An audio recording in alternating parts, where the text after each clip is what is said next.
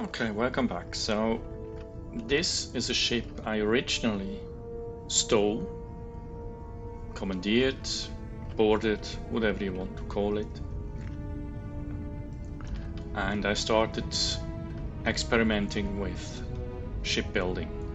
I think the landing bay is still original and not much else. Well, these brownish golden decorative elements, they are.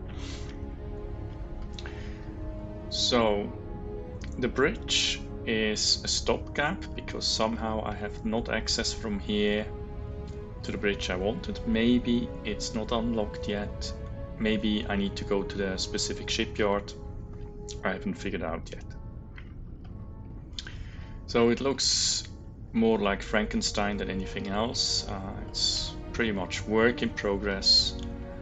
It's fugly, I'm aware of that. For example, the landing gears are from Stroud Eckland, from the same as the cockpit manufacturer as the cockpit. And I just plonked as many to the ship as was necessary in order to support the weight. From the back, it's probably even worse. This is an engine. These two are also engines. This is the craft drive. This is the reactor. I put on rocket launchers here on either side. Electro beams, some laser of some sort here, either side, and in the middle an autocannon. Yeah, so I've not found all the components I wanted to add to the ship, but I thought I'd give you an interim tour. As I said, it's pretty much work in progress, and I have a lot to learn to make this a little bit less of an eyesore. So we enter in a companion way, nothing all too special. We go to the back. This is the sick bay. We have here a research lab, and we go back. And I just noticed that I lost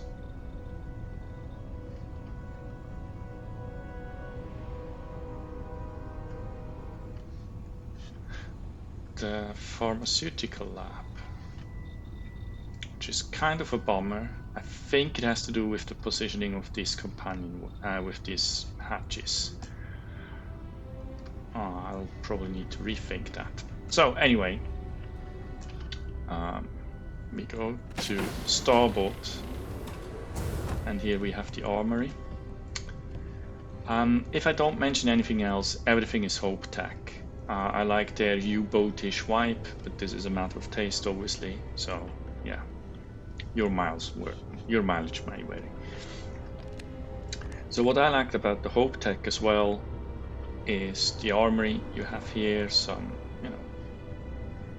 boxes and racks for your weapons, and you have an arrest cell on the left hand side.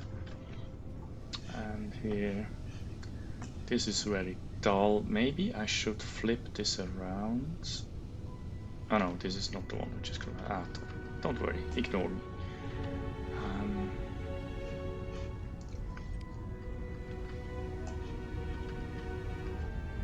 Okay, so now we go to port side,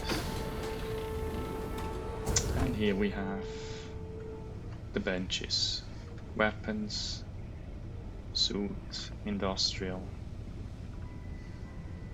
and a very makeshift table, and some whiteboard.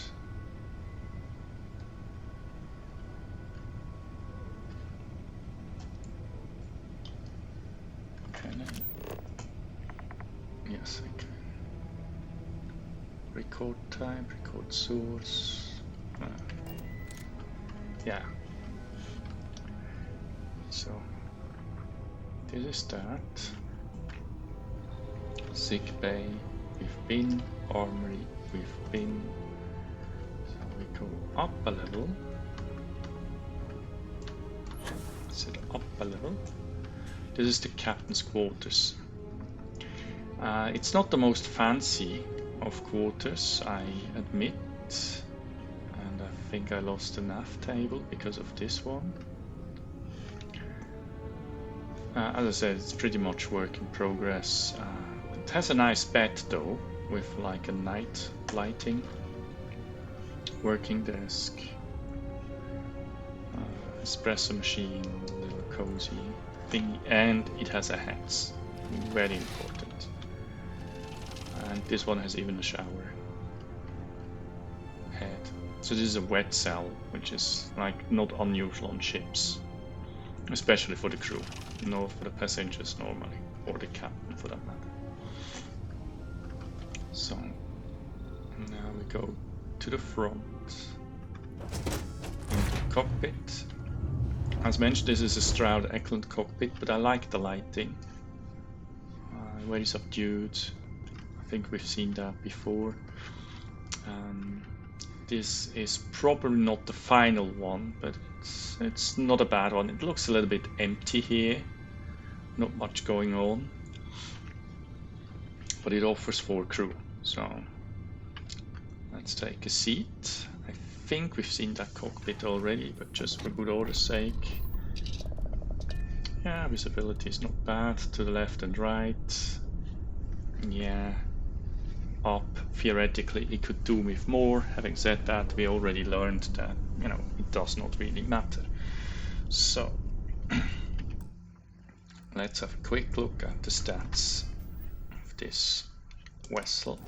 So it's a Class B ship. I can already buy or build Class C, but this is more cost intensive, so I'd rather figure out how to do things with B vessel where the components are not as expensive as with the others. So it complements a crew of 4, can leap 30 light years, which is the max distance. It has 770 shield. I think it's the strongest I could plonk on. It's here. Subject to change, of course, when I unlock more and better components. These 2 things here are cargo holds, which are not accessible. They're just there to, you know, add cargo volume. So ballistic damage is 20. Particle beams 16. They do damage to hull and shield with the same rate. Ballistic does more damage to the hull than to the shield, and rockets are also 50-50. The shield and the hull are equally affected. We have 2,800 cargo space. The hull is pretty thick. I think the fuel is sufficient, I'd say. I mean, I could still add some more fuel tanks, but for the time being I leave it as it is. I was happy that I somehow cobbled something together which is space worthy at the moment, but probably not the best of vessels. So let's have a look at some other stats. I run into this little fella here.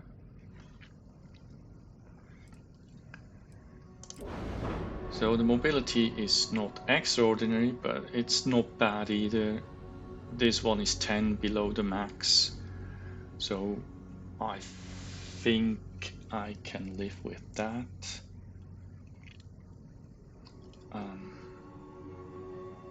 Yeah, that's more or less about it.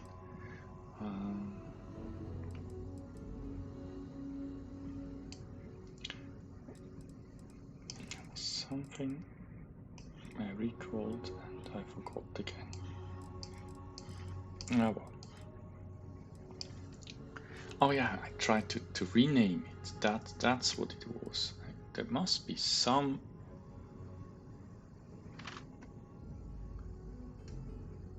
No, that's not there.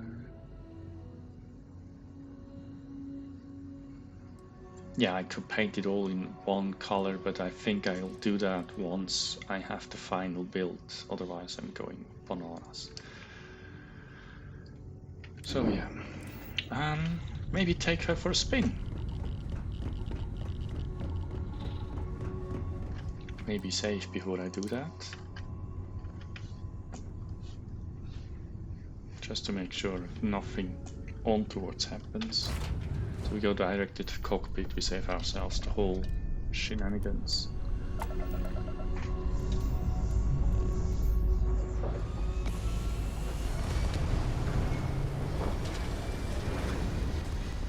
Yeah, it's not pretty at all.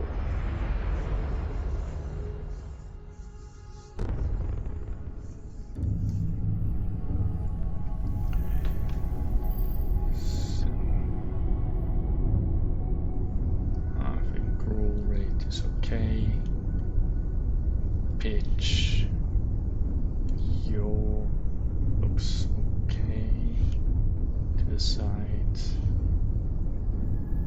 Yeah, I think it's pretty reactive.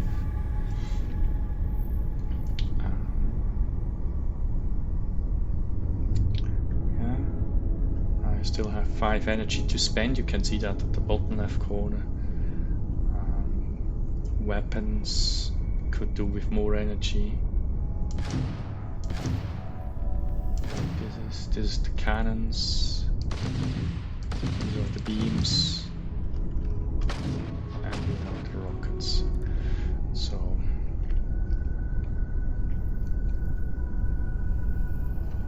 yeah, I think it's a neat vessel. I mean, as I said, it's foggy to look at. There's no mistake. But it flies. It offers some facilities, even though one was lost. I need to check how I can bring that back. But yeah. So I hope you enjoyed this. Yeah, if you have any feedback for me, let me know. And otherwise, take care. Cheers.